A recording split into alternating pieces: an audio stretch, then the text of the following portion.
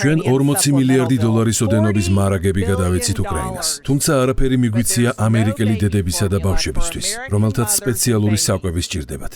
54 მილიარდი დავხარჯეთ უკრაინაში კოვიდის პანდემიასთან საბრძოლველად. თუმცა ამერიკელი დედებისა და ბავშვების საკვებისთვის საკმარისი თანხა არ აღმოგვაჩნდა. 900 მილიონი დოლარით დავაფინანსეთ უკრაინული არასამთავრობო ორგანიზაციები. თუმცა ვერ შევძელით ამერიკელი დედებისა და ბავშვების სპეციალური საკვებით უზრუნველყოფა.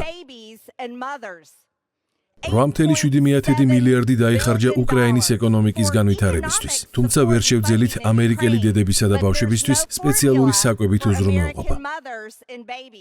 თუ თქვენ ფიქრობთ, რომ ამ ყველაფერს ადამიანების სიცოცხლის გადასარჩენად ვაკეთებთ, მოდით გულწრფელები ვიყოთ. ეს ასე არ არის. არავინ არასდროს ახსენებს ომით დატანჯულ ისეთ ქვეყანას, როგორიც მაგალითად ეთიოპიაა.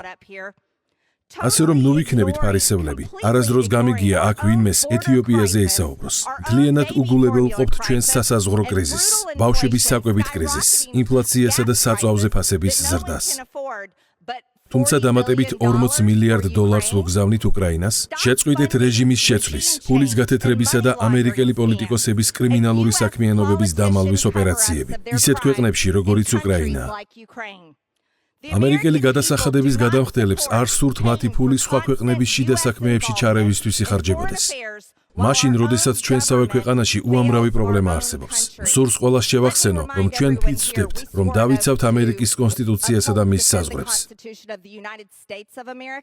ჩვენ ჩვენი ქვეყნის პრობლემების მოგვარებით უნდა ვიყოთ დაკავებული. დიდი მადლობა. გამოიწერე და გაიგე ამბები ლიბერალური ცენზურის გარეშე.